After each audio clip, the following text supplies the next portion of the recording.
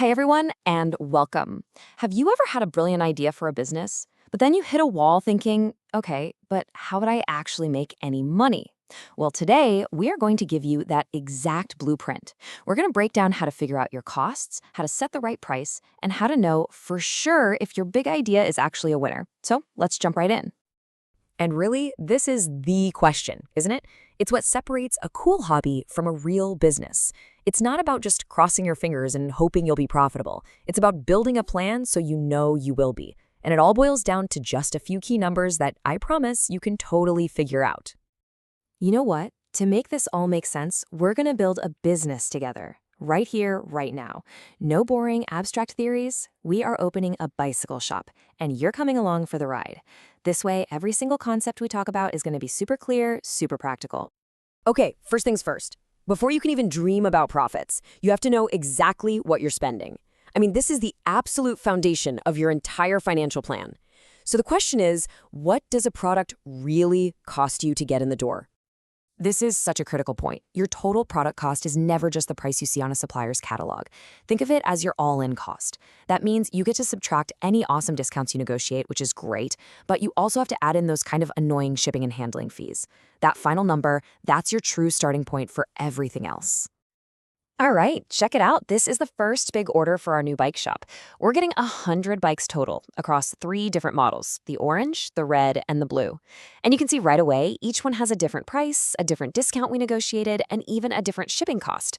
This is exactly the kind of detail you gotta track. So let's crunch some numbers. First up, the orange model. So we take that $60 price, we knock off our 20% discount, and then we add the $9 in shipping for each bike. For all 40 of them, our total all-in cost comes out to $2,280. Okay, now for the red bikes. We run the exact same calculation, price minus discount plus shipping, and our total for this batch is $2,651.25. You can already see how those little differences in discounts and shipping really start to add up, right? And finally, our high-end blue model. After factoring everything in, we're looking at a total cost of $2,400 for these 25 bikes. So each model has its own unique cost we have to keep track of. And here it is, the grand total. When we add up the costs for all the orange, red, and blue bikes, our total investment to get our first 100 bikes in the door is $7,331.25. That is our official day one inventory cost. Okay, so we know what we spent. Now for the fun part. How do we price these bikes to make that money back and then some? This brings us to our second huge building block, setting a price that actually leads to profit.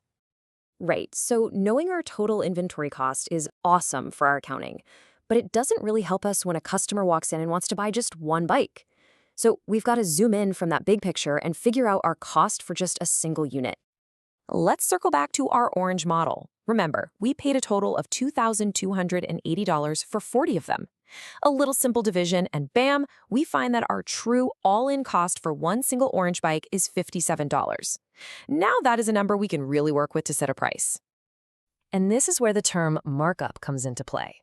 Markup is simply the amount of money you add on top of your cost to create the final price the customer sees on the tag, the sticker price. It's the gap between what you paid and what you're asking them to pay. Now listen up, because this is a super common mistake for new entrepreneurs. Markup and profit are not the same thing. Not even close. Markup is just the extra you charge to cover the cost of the bike itself. But what about rent for the shop, your electricity bill, your employee's salary? Profit has to cover the cost of the bike plus all those other business costs, which we call overhead. And that leads us perfectly into our third and final building block. How do you cover all those other costs? Well, you do it by figuring out your break-even point, and then strategically pushing right past it into real, actual profitability.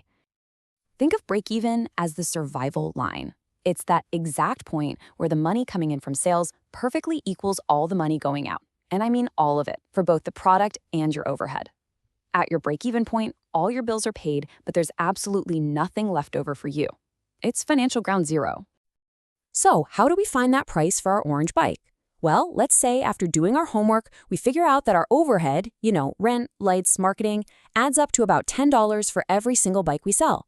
We just take our product cost of $57, add that $10 in overhead, and we get a break-even price of $67. This is the absolute rock-bottom minimum we have to sell this bike for to not lose money. And this brings us to the real question, right? If you sell the bike for $67, you survive. Your business lives to see another day. But is survival the goal? Of course not. The goal is to thrive, to grow, to generate a real profit.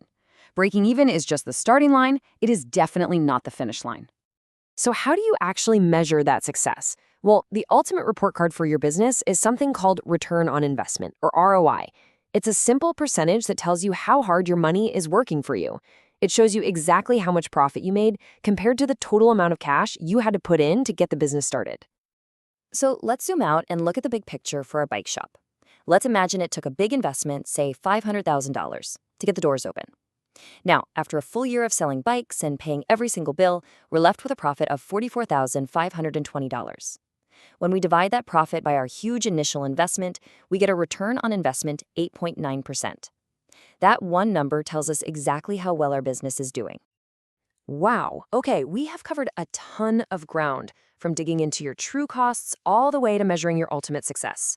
So let's put it all together into a simple, powerful toolkit that you can use for literally any business idea you ever have.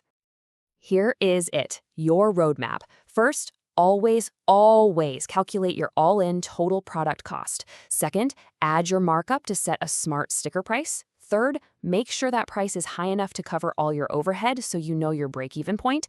Fourth, price above that break-even number to generate an actual profit. And finally, fifth, measure how well you're doing with ROI. That's it. That's the path. You now have the exact financial tools that every single founder needs to turn a cool idea into a real, legitimate, profitable business. Seriously. So now you have to think about that idea you've been kicking around. You have the tools. What are you going to build?